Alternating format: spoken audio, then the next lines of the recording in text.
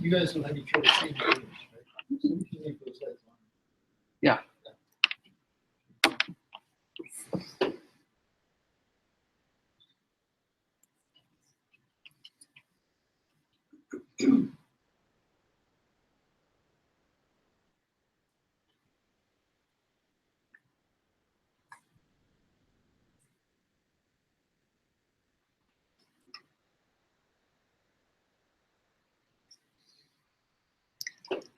Okay, so I'll just do like a brief intro, maybe. Sure. Description. Okay. So thanks everybody for coming out today.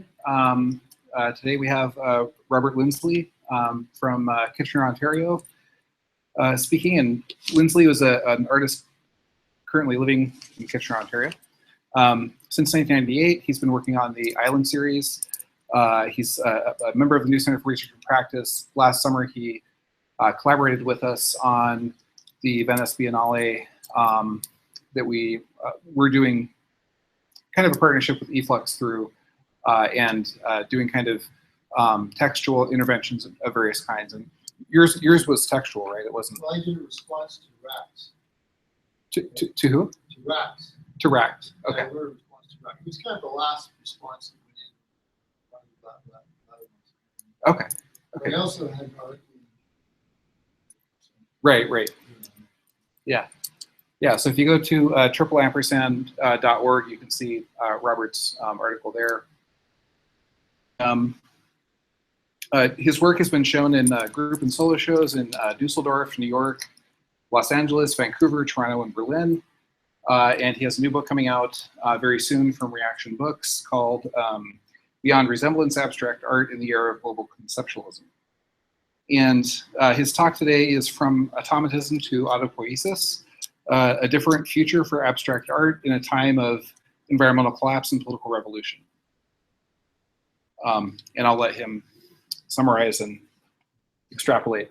So, Hey, thanks thank you. a lot. And I really appreciate you folks coming out to talk. I know you're it's really fun for me to give a talk, so I'm really glad that Jason invited me. But because you don't know me, great that you actually chose to expert. Also, it's great to do something for the New Center, and because it is a pretty good institution. Does very interesting things. Very happy to be part of it. So,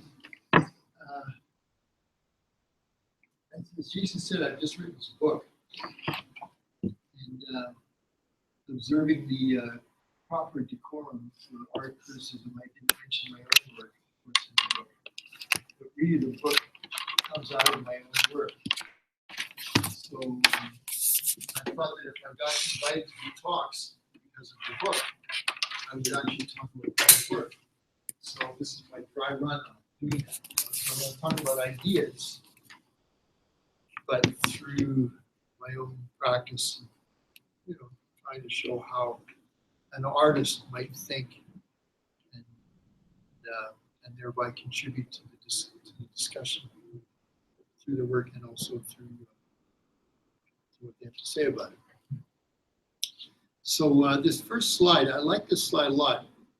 It actually shows a European colonist being carried across the Andes.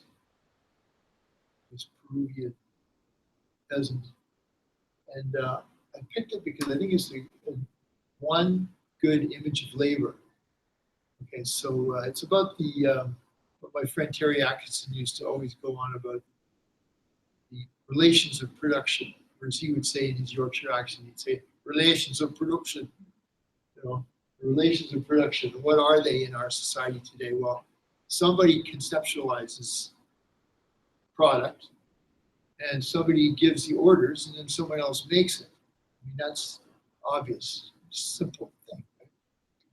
But what strikes me, and this will probably strike you as an odd idea, what strikes me is that artists have internalized those positions and take them alternately. So in other words, an artist will typically do some market research, look at the art world, then they'll come up with an idea, then they'll give themselves instructions and carry out the idea. So the artist is the manager and the worker in turn. But that doesn't overcome those relations of production in any way. You see? So I feel like artists have, an artist is like, today is like an entrepreneur or something like that. So entrepreneurs like that. But there's something kind of funny and kind of sad about that way, because why would you take instructions, even from yourself, right? You're not actually taking instructions from yourself. You're just taking them as part of a role, social role that we've all internalized, right? You're the manager, you're the worker, so you can be both. But that doesn't overcome the distinction between the two of them necessarily. Now, in my work, what I do in my own work is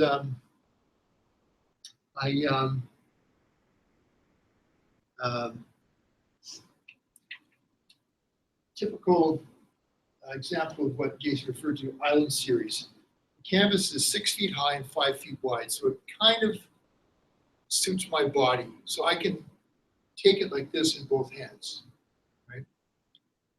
I pour the paint onto the canvas, and then I pick it up and tip it and move it around, and the paint flows. And then it makes a shape, right? When I get the shape, I want to put it on the floor and let it dry, and then put another shape on it.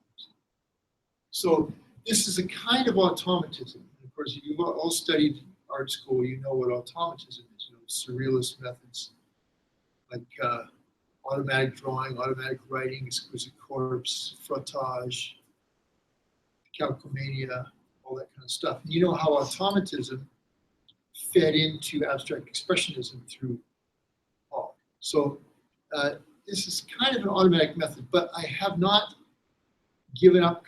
Well, let's put it this way. I guide the paint, but I can't control it. Or I can control it a little bit, but I can't control it completely.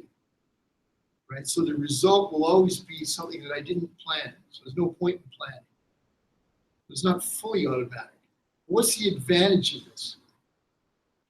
What I've discovered, the advantage is, say, something like this little black shape here, or this brown shape, is that I end up making forms that kind of have a personality of their own, or their own identity. They're very specific in the sense that I could never repeat them with the same method. Possible. I mean, you could photograph them or something and reproduce them, but they could never be generated. The same form could never be generated with the same method.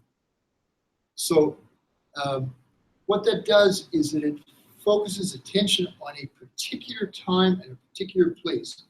In one time and one place, that shape was produced. Okay? So in my view, abstract art should never be abstract. And that's not a new idea, but it's a kind of a new formulation of that idea. That abstract art is concrete, specific, and particular. So in philosophical terms, the concrete particular is the business of art, not abstractions. Abstractions being ideas that have a kind of general validity. Okay? And in our society is totally ruled by abstractions. And I feel that in our society, the place of art is to take the side of the concrete particular, which is usually has no one speaking for it. You know, in our society is totally ruled by abstractions. Dominating abstraction in our society is, of course, exchange, principle of equivalence. $1 is equal to another dollar. Right? $1 is identical. Every dollar is identical. And in our society, it's based entirely on that belief, which is only a belief. Because if I took $1 bill and another dollar bill, they would be two different things. That, in my view, is an artist's perspective. There are no equivalences. There are only concrete, specific particulars. All ideas of equivalence, identity, general truths, abstractions are purely social human constructions. Okay, so in my view, art should take that side. So what happens in this work with this form of automatism that I use?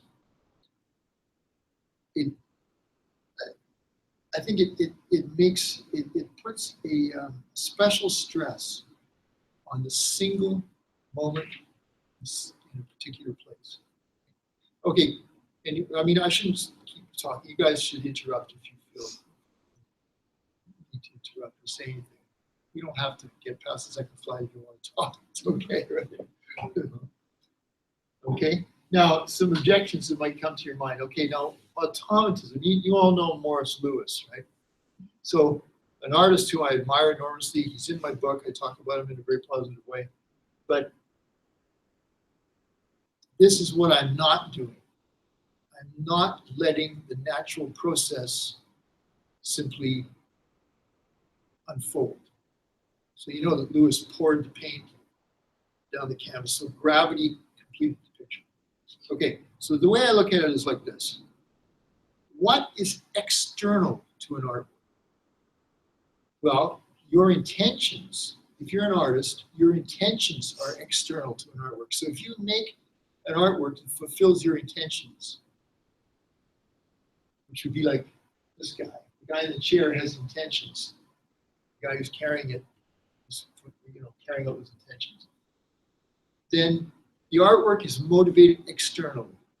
It's motivated by you. If you have a system, same thing. If you roll the dice, which is a kind of system, it's the same thing. If you use a natural process, it's the same thing. Now, those four methods cover a big chunk of contemporary art. Right? System, chance, natural process, intention. My approach is, I want the artwork to produce itself from its own immanent tendencies. In other words, I don't want any external pressure on the artwork. I don't want the artwork to be formed by external forces. I want it to form itself from its own inner, whatever you want to call it, laws, tendencies, desires, whatever it is, right? Okay? You see, now that is, on the one hand, it's a defense of the autonomy of art, but it's more radical than what you've heard to date, because normally we think of the autonomy of art as being its social position, that it's not engaged in society, it's only involved with its own self, right? But I'm actually saying that it's not so much a sociological description, but it's an ethical political stance. You see, that the artwork should be allowed to be what it wants to be. See, that's a political position. It's not just a detached description of how artworks don't function socially. Okay? Secondly, it's not automatism as it has been normally conceived, because in art history, automatism has always been portrayed as a kind of doorway to the unconscious, which is the human realm. That's the human realm. If your unconscious makes the decisions, that's also external to the art, to the artwork. So what I'm talking about is autopoesis, which means self-formation. Okay? The artwork forms itself. This is a little bit like, almost like some of the themes that would, you know Mohammed Slami, right? So oh yeah, of course. Yeah. He talks a lot about artificial intelligence and that kind of stuff. Would this be almost the fact that it is, when you're saying autopoesis, you're really talking about the art itself creating itself? Yes. Not just that the artist is creating the artist, per se. Well, so it's almost like artificial intelligence. Yeah, but you see, you're hitting on a good point there. Now my, what should I say here?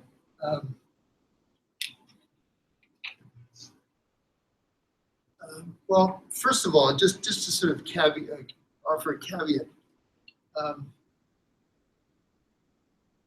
Any artist who's really an artist knows how to let their work get a little bit out of control and do things that they weren't expecting. Right? So, in a way, I'm setting up a kind of black-white division between art that is controlled externally by the artist and art that forms itself. But really, there's a million gray shades in between, and it's not absolute thing. Right? But I think I've found a more radical way to formulate this idea, which every artist knows in their experience in the studio. You always have a surprise. Oh, I didn't think about that, or it just seemed to go its own way. It's a very common thing, but this is kind of theorized in a way that I think is new. My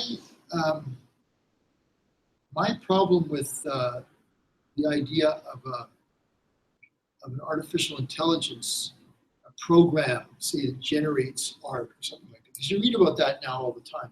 Some machine has figured out a way to make art. But that machine has to be first made by a person and programmed.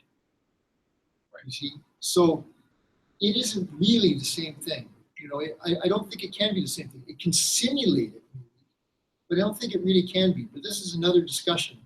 And probably Mohammed wouldn't agree with me. You know, but I think so far artificial intelligence is only a simulation of intelligence. It's not really intelligence. So, I mean, that's another argument. Would you say that your approach is actually closer to true Autopoesis than what we can currently do with AI? As an artwork, I mean, because it's an artwork, it's really a metaphor anyway, right? But I'm trying to make that metaphor as vivid as possible. Right? I'm trying to make it as vivid and as real as possible. So let's put it this way: in modern aesthetics, right? And tomorrow she will probably have something to say. In modern aesthetics, we have the concept of the organic work. And the organic work is one that's made of many parts, and they add up to make a whole that's greater than the sum of the parts. The whole reflects back on the parts and makes them seem necessary. The parts add together to make the whole. And as you look at the artwork, you can look around, you can look at the whole thing, you look at the parts, and the parts take you back to the whole takes you back to the parts, et cetera, et cetera. So-called organic work. Okay. Opposed to that, we have the inorganic work, which is supposedly the critical work, where you have one thing beside another, and that's it. One thing beside another just makes two things beside each other. That's montage, collage. Okay. But in the organic work, there's two dominant metaphors. One is the plant, and the other is the machine. Those are two metaphors for organic. My use of autopoesis is kind of heavily on the plant metaphor, which you could trace in history very strongly. It comes from Cézanne through Matisse and maybe into Pollock. So it's a kind of plant metaphor.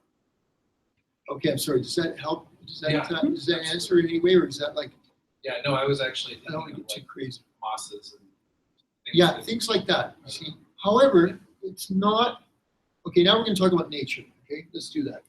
So here's a Gerhard Richter show. This was in the Cape Gallery. Okay, now you know how these paintings are made, right? He puts the paint on the canvas, and then he drags a squeegee across and smears everything. Now, and so what you get is an all-over type painting. It's basically like typical American all-over painting, all-over European version, say. Now, the way I interpret that all-over type painting, which Greenberg, of course, invented out of Pollock, is that there's many, many details in all of these pictures. Each of these canvases contains many details. But the individual details don't really matter. You could shift them around and it wouldn't make any difference to the picture. So for example, you know, if you had some more red over here, you know, what difference would it make? You know, if that particular bump or squiggle was a different shape or something, what difference would it make? It wouldn't really matter. Because thing has been made to give you the all-over impression or the general effect. And so what happens to the little details is really immaterial at that point where the details don't matter. And yet it's made of a lot of details, okay? So this is what I object to. So in my approach, it's every little, it's very particular. There's a little bump there, right? There's another little bump there. You know, those are very particular. And that's why I have more than one shape in my picture, because that little bump is in a conversation with that little bump. You see? Therefore, those bumps have a reason to be there. You see, so, and this is where I think the contemporary art has kind of lost some connection with modernism. Does Victor work by chance, or? No, it's a method. It's not chance. It's a method. But I thought he, like where he places everything, had a lot of meaning to it. Yes. As far as his color. Well, it may do. goes. So when the picture is finished, and I think this is correct description, when the picture is finished, it's finished because it's hit a level of generality such that the details don't matter. They could be interchanged and it doesn't really matter. And there's plenty of examples that would prove it. You know? For example, in my book, I talk about a piece of his that I think is really important. And it's 100 and something canvases. It was an edition made for the magazine Parquet. They're all the same size. They all use the same colors. They're all made with the same light. But they're all different. And so it's an edition of unique works, which I think is a fantastic idea. The addition of unique works is fabulous, right? But where do you put the emphasis? Is it on the uniqueness of each individual work? Or is it on the fact that despite how different they may be, they're all the same, right? Well, to put the stress on them all being the same, that's just our normal modern mentality, right? Because every dollar is the same. Every person is ultimately interchangeable with every other person. They're all the same. That's our society, right? That's capitalism. That's what we hate, right? So he puts the emphasis on the sameness of them all. It makes it an addition, right? But the question is, if you say they're all different, does that difference make any difference? Is it a difference that matters? You see? So that's where I start from. Okay? But this has everything to do with what Jason brought up, because this has to do with nature itself.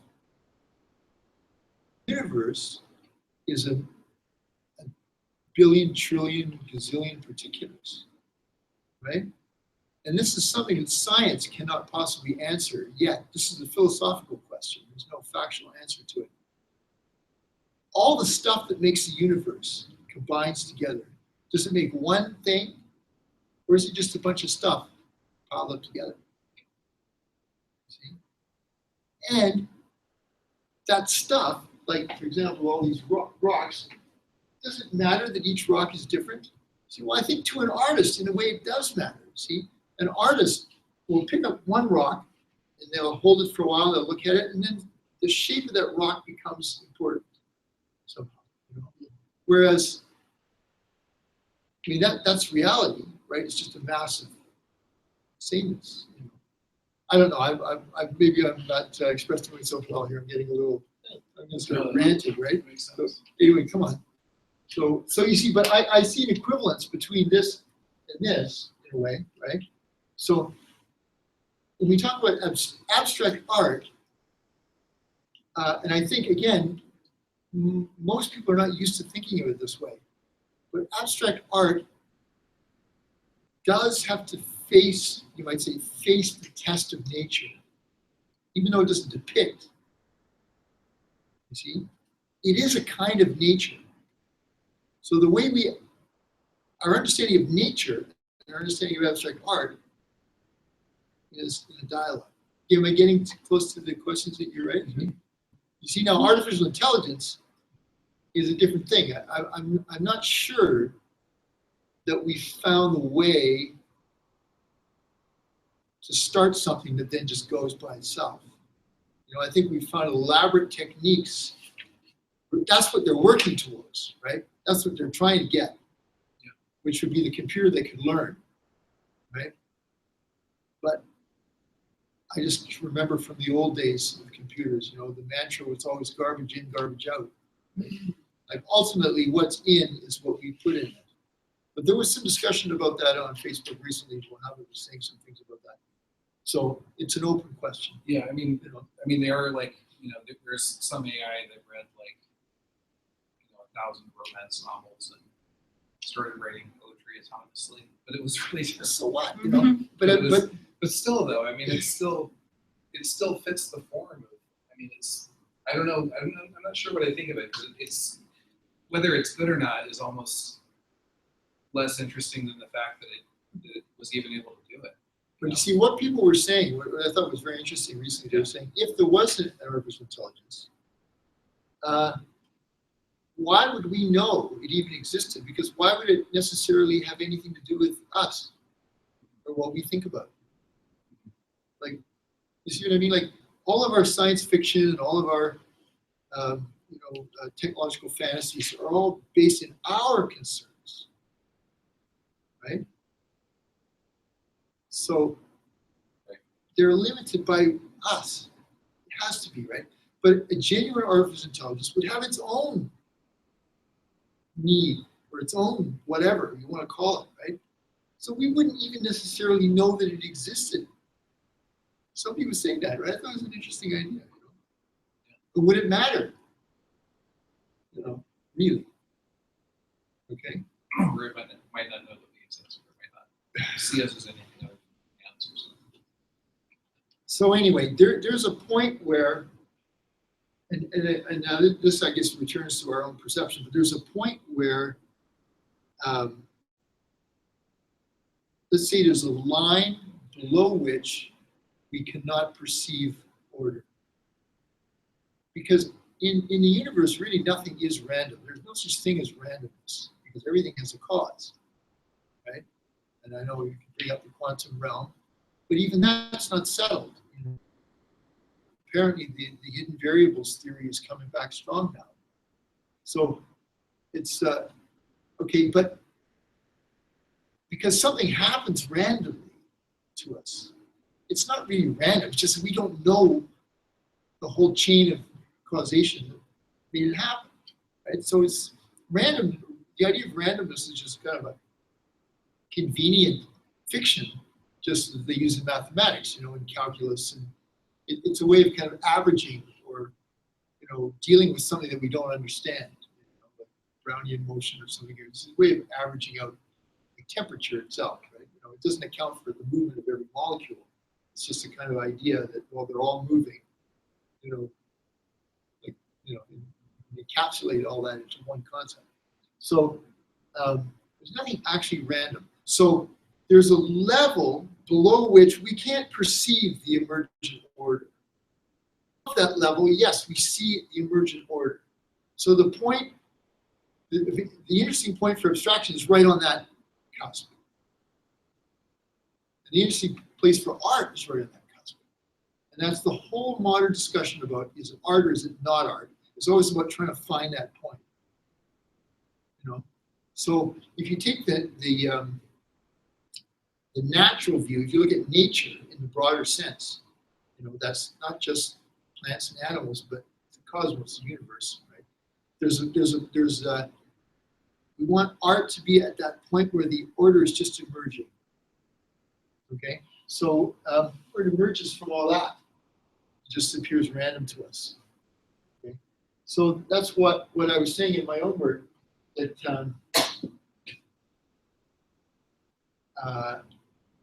the edges of these shapes. Okay, now I pour the paint, it moves, it drips, it flows, and then I stop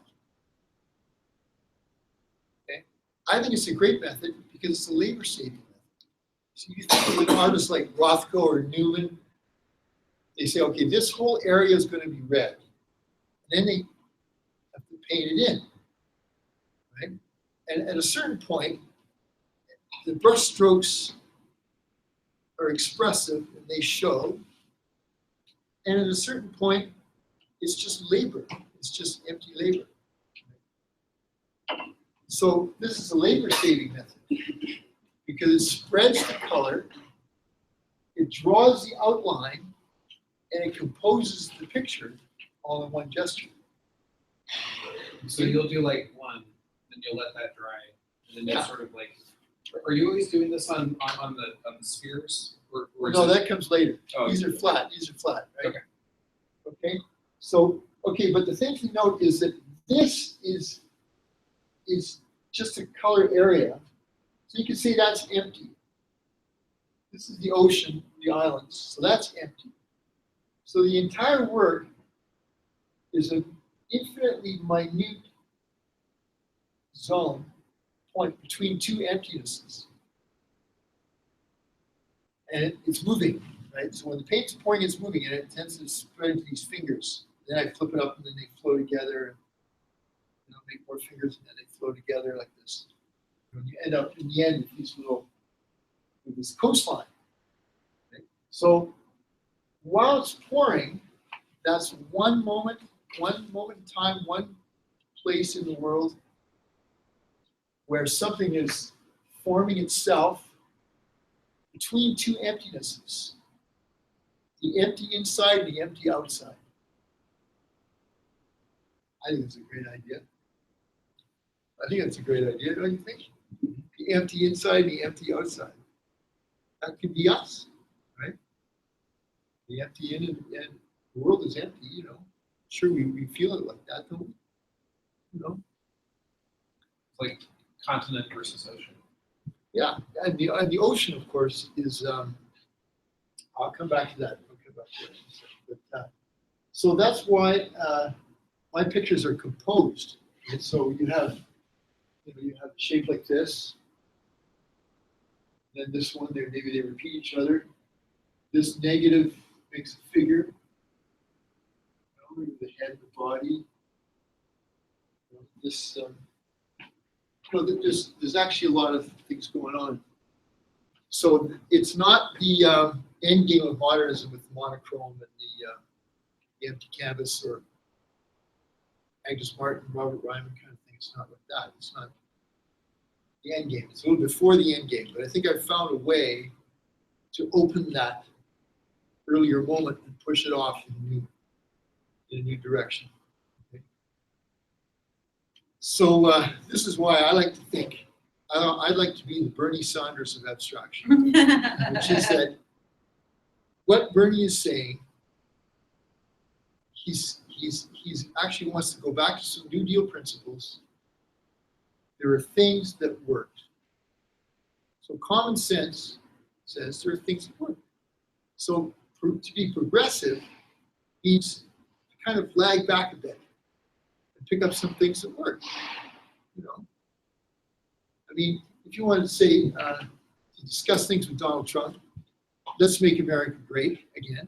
When it was great, there were strong trade unions, protectionist trade, and progressive taxation. Right? Well, that's the 50s and 60s, right? Well, you see, so in abstraction, I think return to some things in modernism that have not been fully explored or understood, that still have some resources. That's maybe a good method. People have been saying this, for 30 years now, but I don't see it happening because I see too much of this today. I don't see enough. In terms of what modernism was in its great days, it was about inventing forms, not just presenting all over generalized effects. Okay, so maybe I should stop ranting and get you guys to say something. Raise your objections.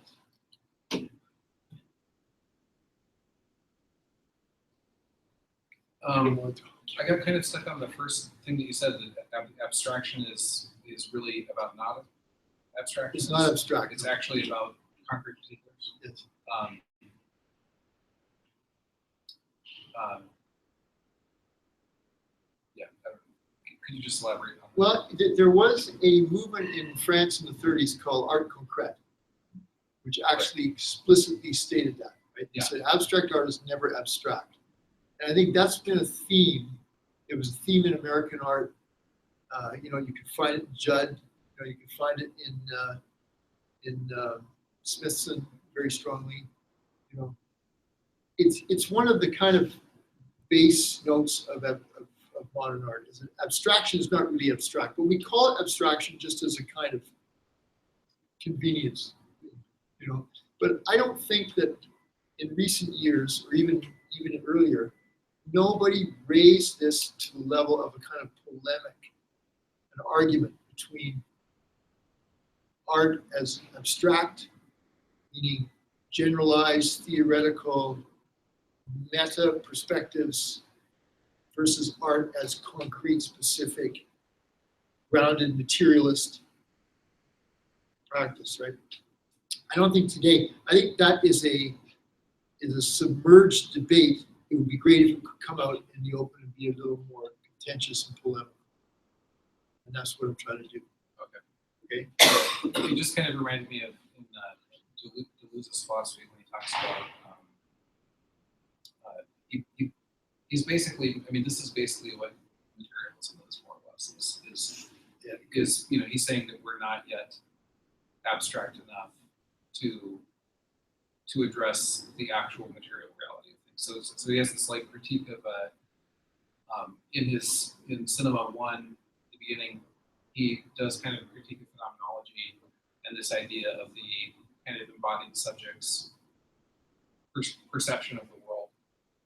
And basically says what cinema does is actually disembodies and goes, you know, instead of going, the way he puts it is going from the a-centered state of things back to centered perception. Instead of that what he thinks cinema does is that it goes from centered perception back up to the a-centered state of things, which to me seems kind of like I think so, yeah. abstraction, but it's like a Yeah, materialist abstraction. No, I think so. But I mean, the caveat though is that because we're speaking in abstractions, right, it's always going to be paradoxical or dialectical, whatever term you want to use. So, Yeah. So the material, substantial, the substantial and the abstract are in our discourse are going to be opposites. But reality, of course, will not encompass opposites at all. It's totality. So we're, you know what I mean? I mean, the thought games are potentially infinite. But what I hear in your description is what I respond to is that decentering, from an artist's perspective, decentering is getting away from my own habits, my own ego, my own history, my own boring self, right? So that the world as larger than me is more interesting. And that's what he's saying cinema does. It projects, of course, but it's mediated by the apparatus. So that's another question. Yeah. Another question. Can it ever be anything else? Is another question. But as an artist, I can't answer those questions anyway. All I can do is stick to the concreteness of what I'm doing. So theoretical, see, the problem often with theory is that I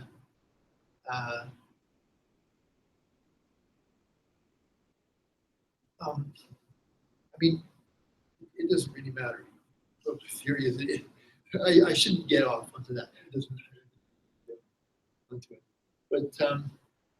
But yeah, you're right. I mean, it's I mean, can you go so abstract that suddenly you end up back with reality? Well, theoretically you could. But in practice, But not just your own reality. no, I can't. No, that's the whole idea. It's not just your reality. I feel like there's so much art that's like that, though. Like I'm expressing myself. Oh yeah, of course. As opposed to like kind of what you're talking about. Of course. And then you see, to get away from that self-expression, mode, many artists will adopt a political program where they'll say, well, what I'm really doing is I'm talking about issues of broader general concern. But the way that's broken down is that it ends up becoming everybody has their own position. therefore it then just collapses into the same fragmented, Yeah, basically so- Bourgeois consciousness anyway. Yeah. You see, so my feeling is that a little bit of positivism is like a nice salt in the soup. A little bit of positivism helps. We're not going to go 100% positivistic, but a little bit of a dash of positivism helps. Right? In other words, an orientation to material facts. Right? However questionable that may be philosophically, practically it works. Okay, so it's not about inner me. It's not about social abstractions. It's about material facts. Okay, but I'm not repeating, Judd. I'm not repeating, any kind of positivistic approach in the past, right? I don't think I am, because and this goes back to your first question, which I never really answered. The artwork produces itself, but I'm actually making it. In other words, I've decided on a lot of things. So actually what happens when it's going well, it makes me as much as I make it. And that's why I'm sitting here talking to you. Because everything I'm saying was taught to me by my work in the studio. I didn't get it out of a book. You see? So it gave me this position. You see? So the artist and the work are part of one total system. And that's what I was saying. You see, I don't want an artwork that's motivated externally. I want it to be one system. So that's why I can't just let the natural process go. Right? You can't sit back and just let it go by itself. You have to kind of be in it, but not dominating it. So what happens is that this, you see, that's a political struggle that happens inside you in the studio. I don't think anyone's ever said that before.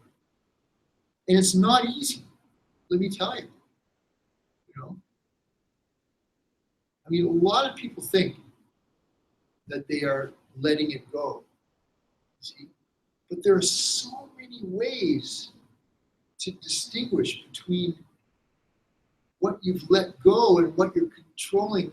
It's a struggle. It's not resolvable by any technique.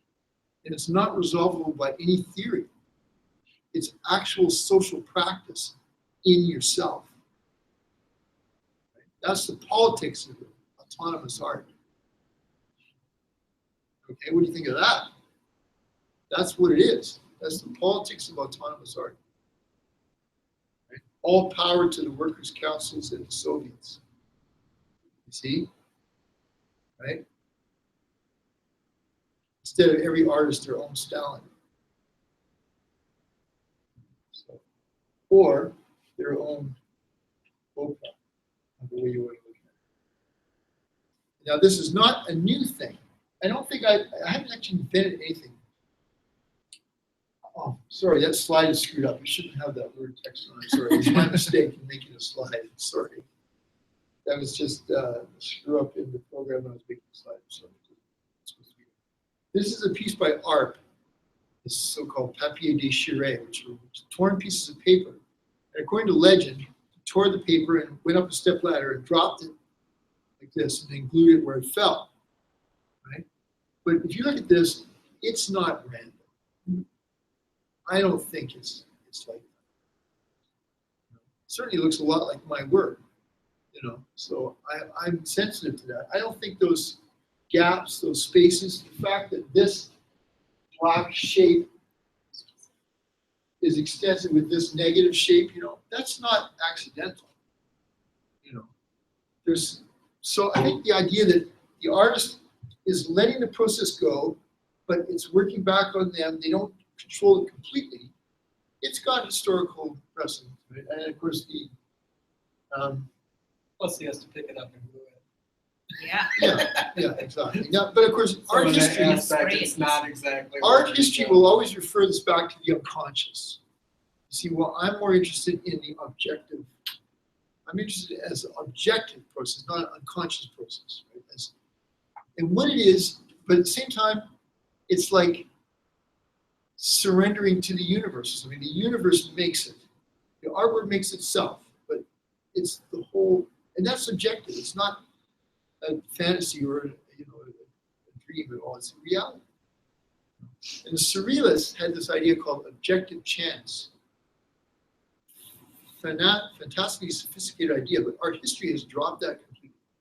A friend of mine, Steve Harris, wrote a book on surrealist objects. And he went into this whole philosophical thing, and it's just not part of the art historical discourse. It's always referred back to the unconscious, the marvelous, the surprise. The marvelous, the surprise is always what was in the back of your mind anyway, just unconscious. But the idea of objective chance, the surrealists were all Hegelians. They were very into Hegel. And so it was not supposed to stay in self. It was supposed to be the self as formed by the world outside. That. So it's supposed to be. And that's what I get. Well, what did I actually discover? In making this work, I've made what I think are some interesting discoveries. For example, all of these shapes are single shapes, right? Using the language of modernism, it's a single shape. However, it appears to be made of smaller shapes. See? Like, for example, this could be one shape layered on top of maybe this one, or this might be you see what I'm saying? Okay, and actually I made a piece to demonstrate this, how it works, right? That all the single shapes are actually compound shapes. See, but I don't color them separately. I keep them uniform. So this is something that probably Mohammed will like, right? This is kind of like compression, digital compression. See, you have a big file with lots of information. You throw some of it out. When it arrives at a destination, it can be put back together again. Right? So it's like modernist painting has dumped information, has shed itself of information as it's reduced down, but it all comes back as a kind of ghost image. So you could say that modernist painting has got rid of space, right? It wants to flatten everything out.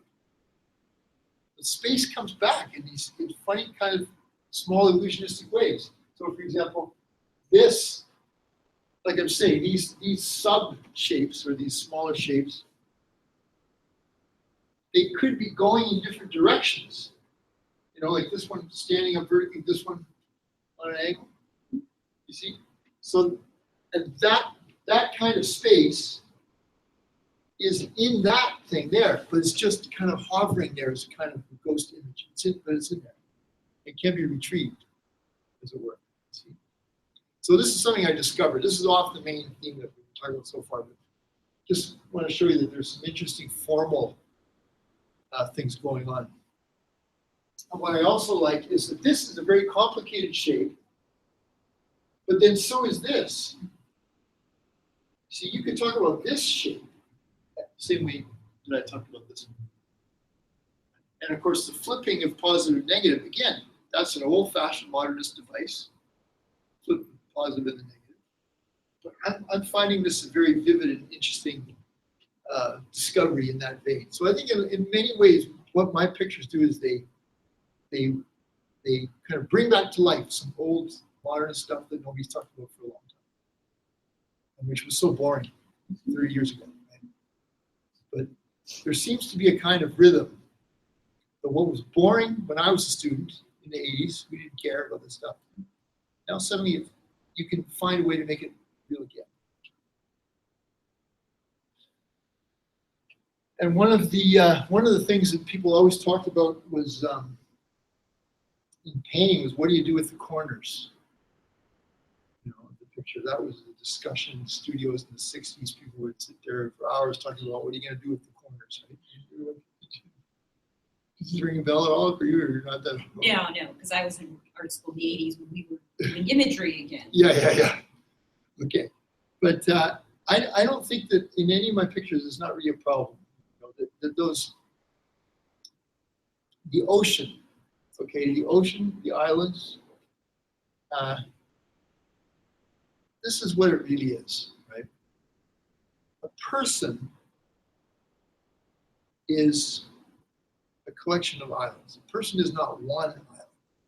It's not one monadic integrated thing, right? And between the parts of yourself, the outside world comes flowing through, see? Comes in and goes out. And what can I say? That's an image of the way things are. Right? Jason, you're voting.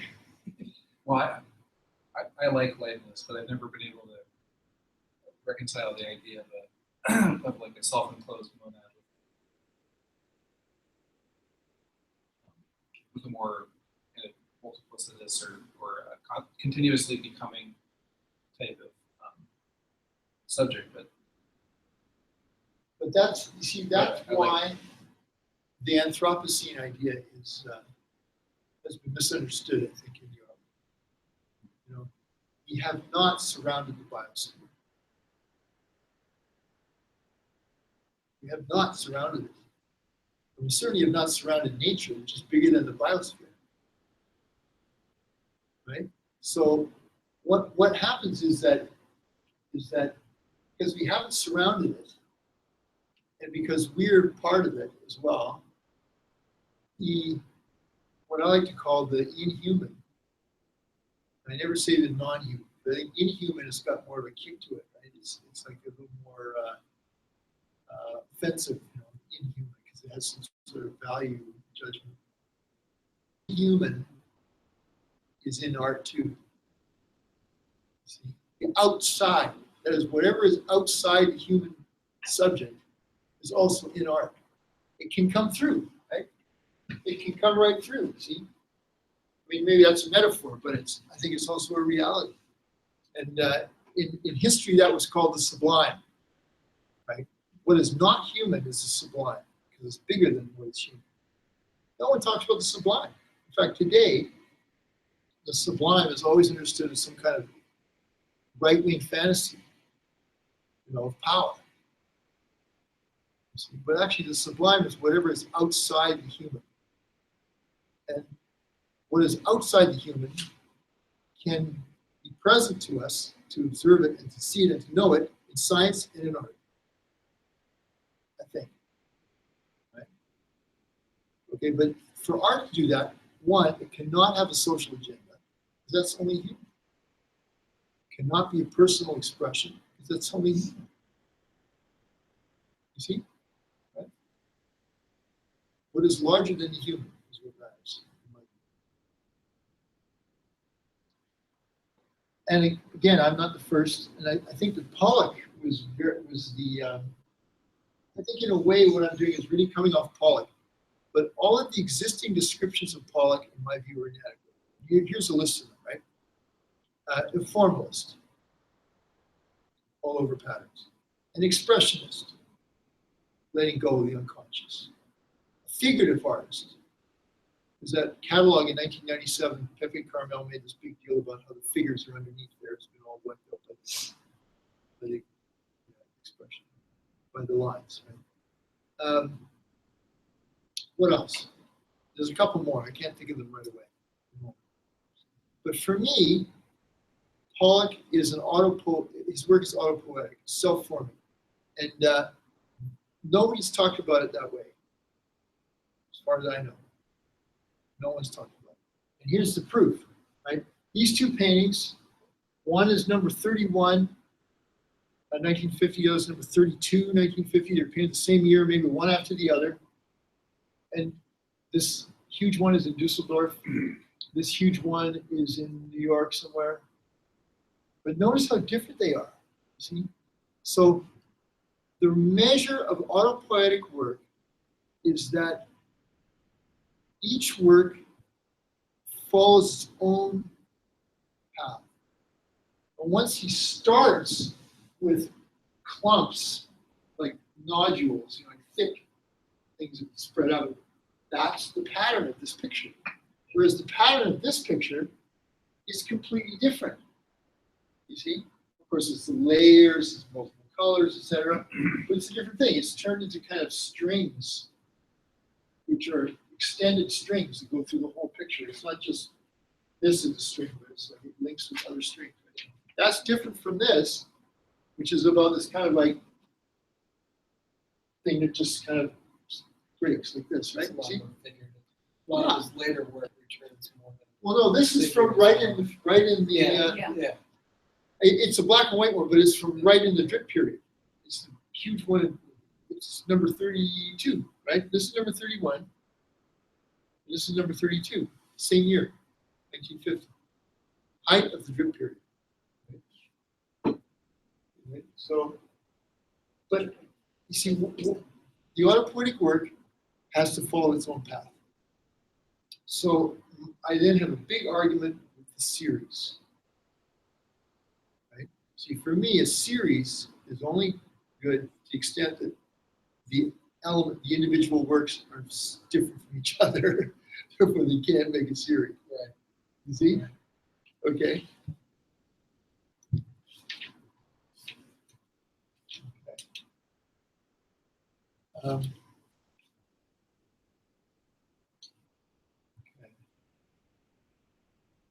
Okay. Well, then I'll just I can't remember now half the things I was trying to say. Could you say something about, I guess, like with the drip and also with your own method of creating these shapes? Is it to the extent that it's not you doing it, but it's like nature doing it? Is there anything besides gravity that you would So say you is? see, it is me. It's just me. Yeah. But it's just that I'm not controlling it from outside. I'm part of it. Right. And by the way, lots of artists will say that that's what they're doing. Right. I don't think anyone has made an issue out of it like this, but it's common experience. And in let's say in music, say if you're Horowitz, right? You're aware of every note as you play it, but you're not stopping between every note and thinking, okay, I'm going to make this one now. It's not like that, right? You know what I mean? If you're riding a bicycle, you just keep riding, right? In a way, it's nothing special, but I find it kind of special. In a way, it's nothing special, but nobody is talking about it today. It's not part of the discussion. It's not the way that I'm doing it, because I also give it a political, philosophical grounding. The normal conversation of artists in the studio. Sorry, I don't know what that answered. Yeah. But, there's a tendency in abstraction to make what I call characterless forms. These are forms that are kind of have a shape, but it's not any particular kind of shape. It's just kind of a vague shape, like a blob.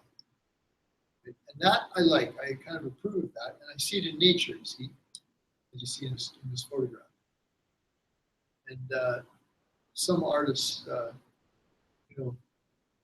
work in that way. And I can't remember why I put this from here, but I'll just mention this. This is another artist that I like very much, who I think uses those kind of characterless, blobby, sort of shapeless forms.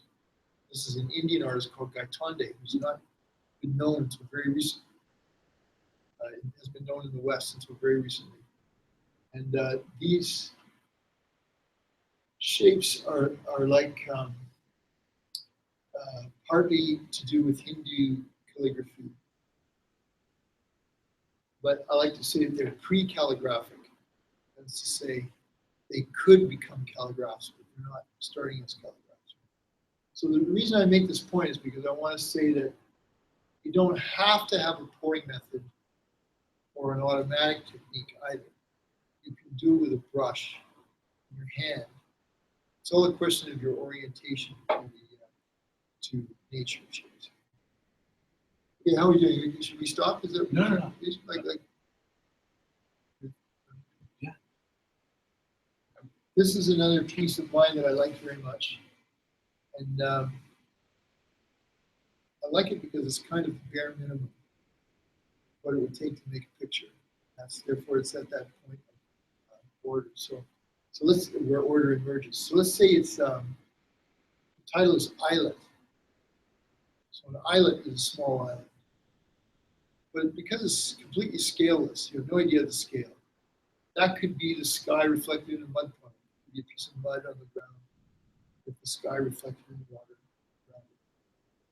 Or it could be a giant rock falling out of the sky is about to crush you. It could be either one. But because it's been cut off this way, I made this one just by pouring on the paint and just rotating. All I did was rotate. It was the most simple one I ever did. And I was trying to figure out what do I add to it. And I realized I better not add anything, right? But this, see, here's a positive shape against the background. And here's where the background kind of laps up over the positive shape, right? So that's your bare minimum cubist painting, right there. Bare minimum it would take to make space in a picture, using this automatic method. I just stuck that one in because I like it, and I don't even know where it is now. Somebody's probably wrecked it. I don't know, but I think it's creepy. But anyway, just to get to the political side of things one more time.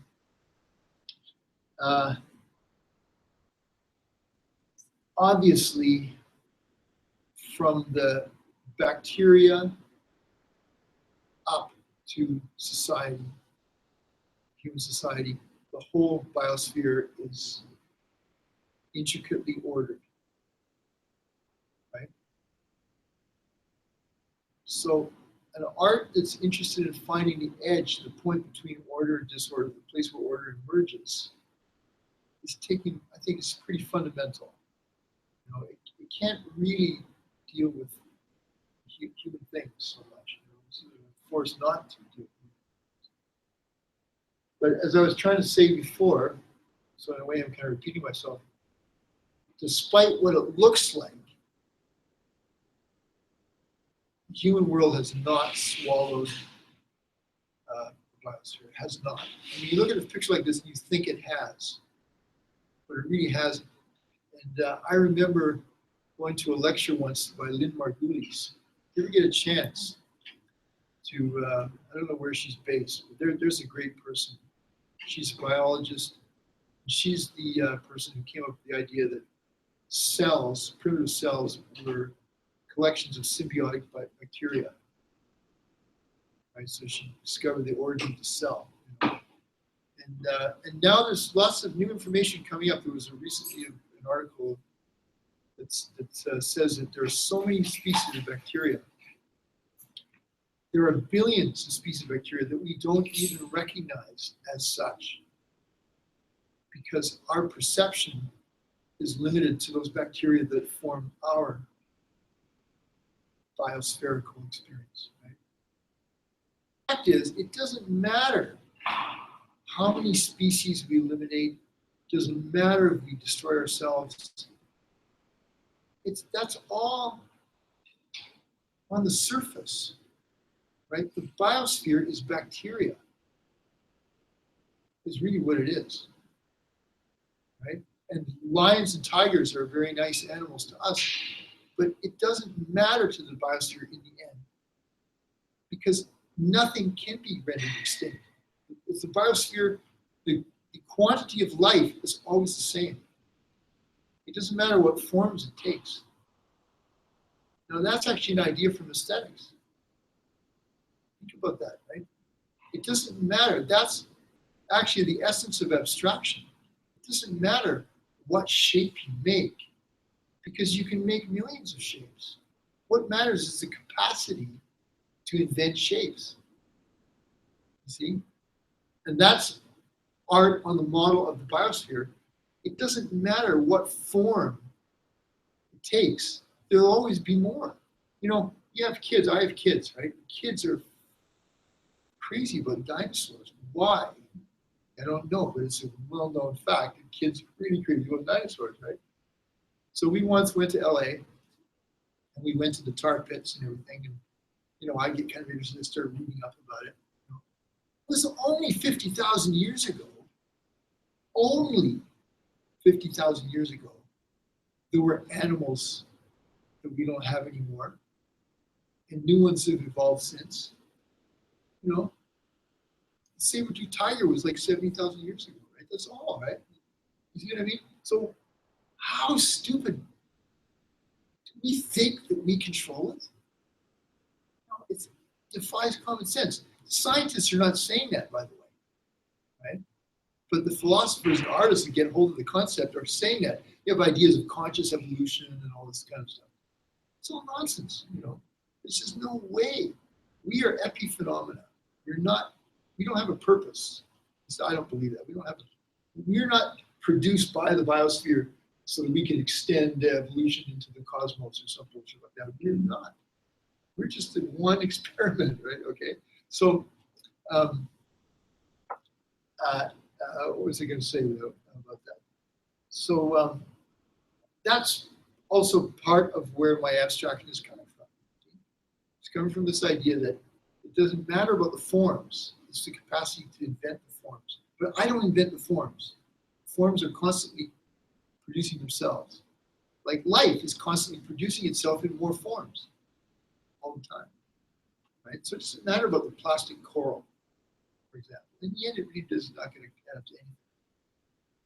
Now, and of course, this is one of the great images of our world, right?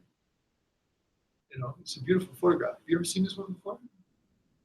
No. You've probably seen this image before, right? I think it's Mexico City. Is it Mexico? Is that the Autopoesis? I think it's Mexico City. No, I found it on the internet. But here's a great image of our world. This is our world, right? You know, going through the desert. So we've got to deal with that. But I'm in the position where, as an artist, my ideas. I mean, I'm an ordinary person. I'm a good citizen. Sometimes I'm a bad citizen. But you know, I believe in building a world with my fellow human beings. Right? But my work is pushing me to this position where I have to say it doesn't matter what any human being does. It doesn't matter. Politics, economics, what difference does it really make in the end? Of course, as a human being, as a person, I know everything makes a difference, right? But my art is telling me something else, right, Jason? You see, it's an ethical, political position, but it's wanting to jump out of all the ethics. Because if it's only human ethics, what difference does it make? You know, the biosphere doesn't have any ethics. You know, it's way bigger than we can even imagine. We just think we're controlling. And here's my theory, right? The reason, look, as human beings, how did we deal with threats? We do it by, like, how did our ancestors work themselves up to go and kill the cave bear or something like that? Right? Well, they lit the fire and they all gathered around in a safe space of their tribe. They acted it out. Or how did they work themselves up to go and kill the buffalo? Right? They role played. The inner game of golf, right? You role play to train yourself. So then when you face the challenge, you can beat it. See? Right? Okay. So what happens today? People get up and they say, we've swallowed everything. The economy, the human economy is now total. It covers the whole planet. I just think that's a fantasy, a wish. We wish, because every single day in our history of the last 100 years, every day is brought more evidence that we're completely vulnerable and fragile. We can't master the universe. We can be snuffed out tomorrow. So we kind of dream, we fantasize that no, we've taken it all over. We wish, right? It's just a fantasy.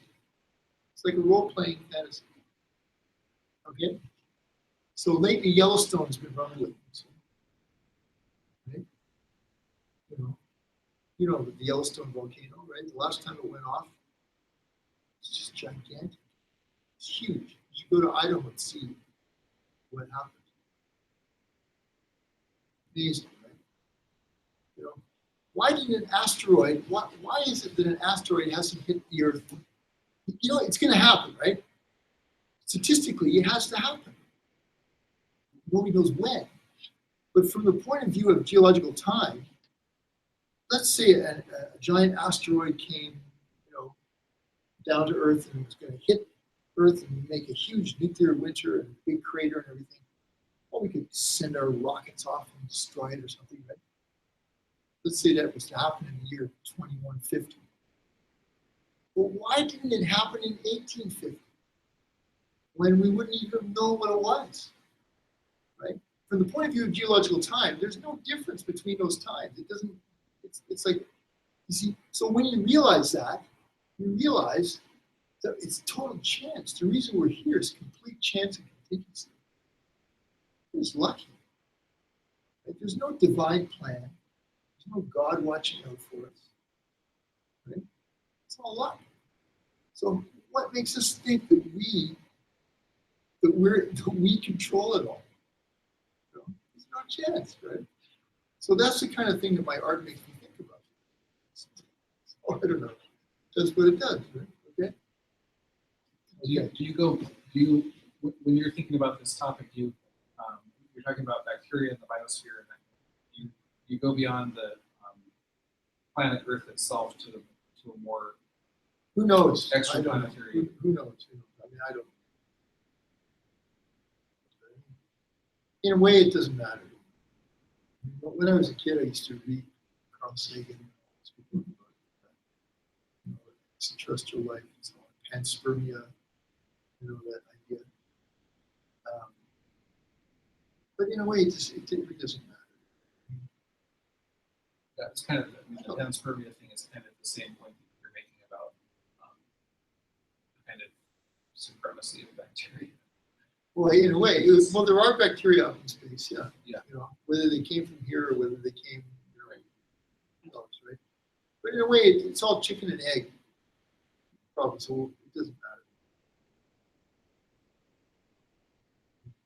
I think it's silly. I think, quite frankly. Boy, I mean, I was a big science fiction fan when I was a kid. The idea of space travel is completely idiotic. No, can you imagine being in a spaceship? Do you know how claustrophobic that would be? Can you imagine how claustrophobic that would be? Okay. You're in a spaceship now, and it doesn't feel claustrophobic, right? That's the standard scientific answer. Please, scientists, will we ever have time travel? Well, actually, we are traveling in time already. Will we ever space travel? Well, actually, we are traveling in space already. Right? The Earth is already moving in space, right? So what do you need it for?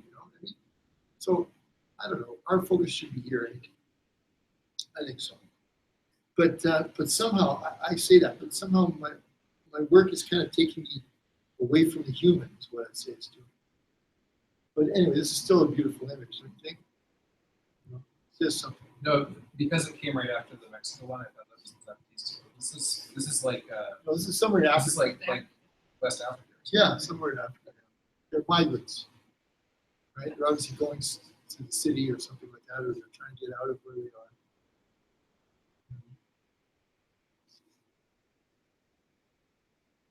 But that's Earth. That's the planet Earth.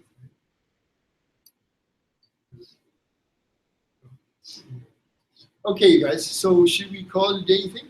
I mean, I could show more slides, but I don't want to wear you out. What do you think? I mean, we can continue over. Yeah, sure. Okay. What do you think?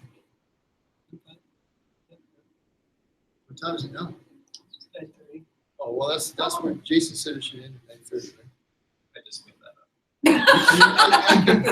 At some point, maintenance would kick us out anyway. If Oh, you- that's right. No, Yes. I forgot. I actually did tell payments. Yeah. 9:30.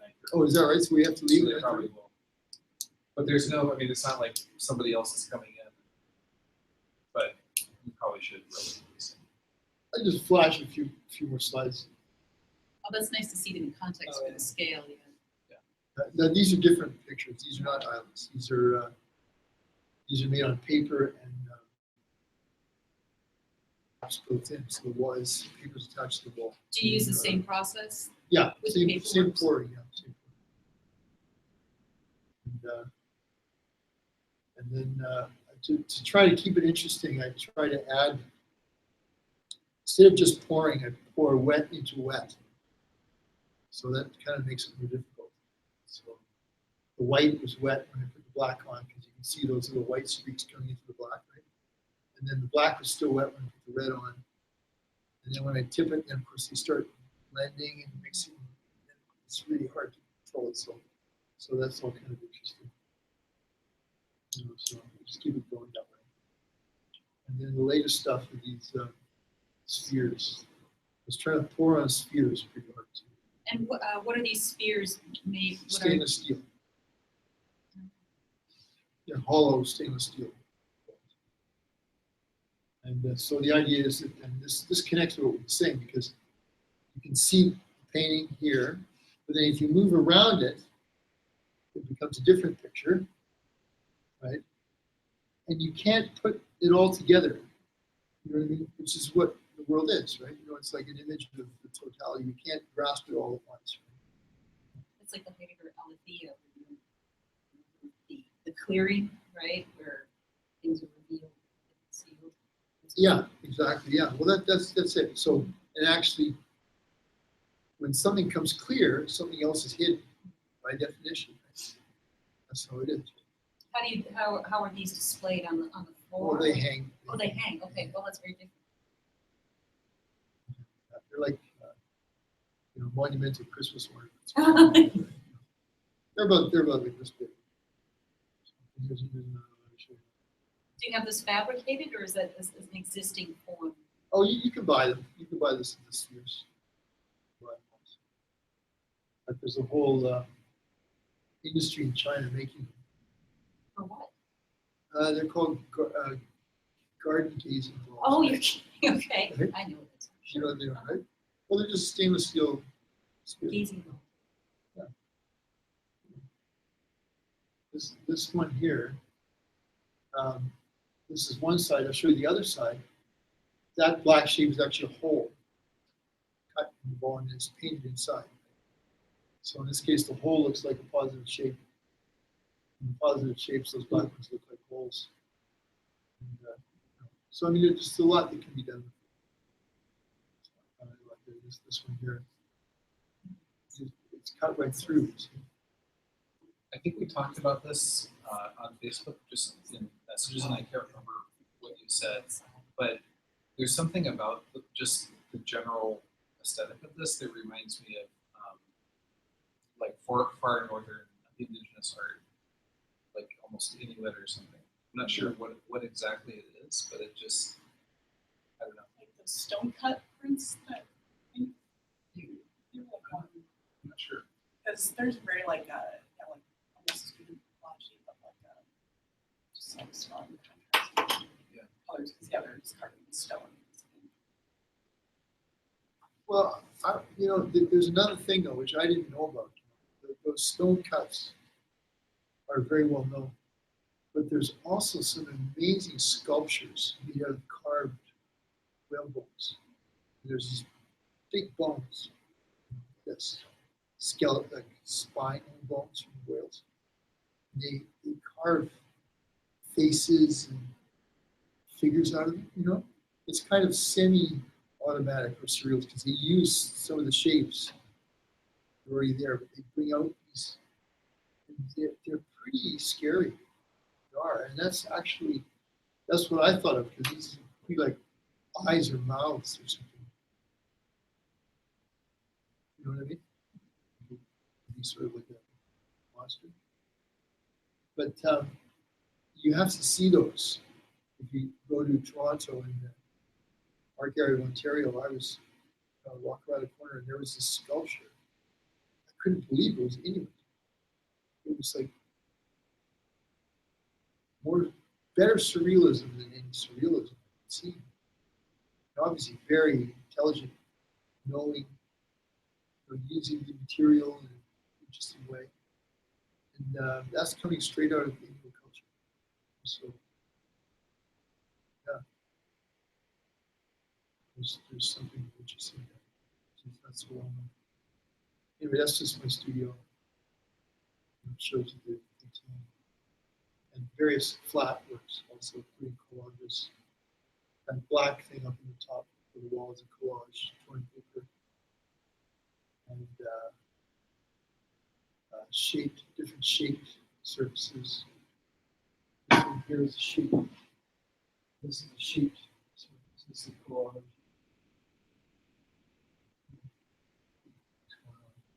And this is just a little show that I had. Vancouver. Anyway, okay. So we can, I haven't had anything to eat today at all, so. I wouldn't mind going there. If you guys are free, if you want to, don't have something to do, just go and refresh yourself.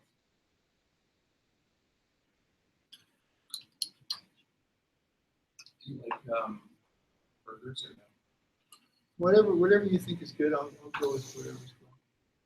Yes, supposedly that's a burger. Is that right? That's, I don't really believe those types of. What? It's just so subjective. Yeah. The best burger in the US. It is actually, it's pretty good though. The blue burger Oh, at the, and Stella's. I think I had one once when I started working here. I had one last well, you can't have one again, because you're too much. Best burger in the world. Yeah, Good job. you better not have it too often. Anyway. Yeah. Okay, guys, well, thank you so much for having me. Thank you. As you Thank can see, once you give me a chance to start talking, I start talking. I don't get a chance to do it that much, right? So it's good.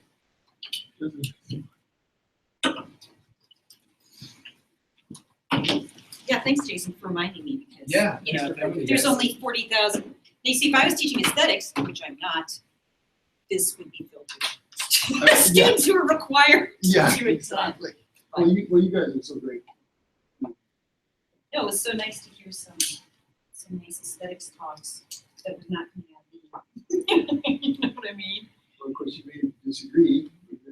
No, I mean, it's not, it's not a matter of disagreeing. I thought it was very interesting because our ideas about abstraction and non-object, yeah, right. It would have been very good to present this in the context of discussing abstract expressionism and automatism. Because we do acknowledge in the textbooks now that those art pieces are not totally spontaneous, but it's like that mythology that persists, because when I was taking art history, we just acted like that was completely spontaneous. There's got to be some way to do it. Well, you could do it with spray adhesive, but then Yeah. they wouldn't lie flat necessarily. Yeah. I'm partially thinking of my conversations with Mohammed about AI and whether it can ever be. And he's pretty much convinced that AI is usually. Oh, and by the way, Ex Machina, the film, the sci-fi film, makes a huge connection to Pollock and. Oh, you're kidding! Yeah, Oh, see, now I got to between see AI it. and I didn't know Oh, I see. I thought it was- might be interesting. It's a film, science that. fiction. That was- I don't know. No, that was. Because I haven't watched it. I know that. I've heard about. I only know because it's on the radio. It's about some guy falling in love with a robot. Yeah. or something. Yeah. So it's really. Yeah, it's really good. it's the guy who made it is his next film is going to be Jeff Vandermeer's an adaptation of Jeff Vandermeer's Annihilation. Which will be excellent. Probably. So do you guys want to? No, I'm gonna forego, You I've have got, to some I've got to Okay. wrap up at home, and- Okay. but, I was very glad to make it. So, Yeah. thanks so and much look into for that job or ask me about it, the deadline's June 6th. coming. June 6th. Should I log out? Should I log out? Sure. Yeah, thanks for telling me about that tomorrow. You're And welcome. good to see you, Okay. Michael. Okay, see you guys. Thanks for coming. You wanna I'm go down with us? for a drink. Yeah. If you are hungry and you want a burger, Stella's is pretty empty right now. Yeah. How about you? I'm not actually hungry too much, but I could definitely go get the drink or Some whiskey. something. So what's life like in Grand Rapids?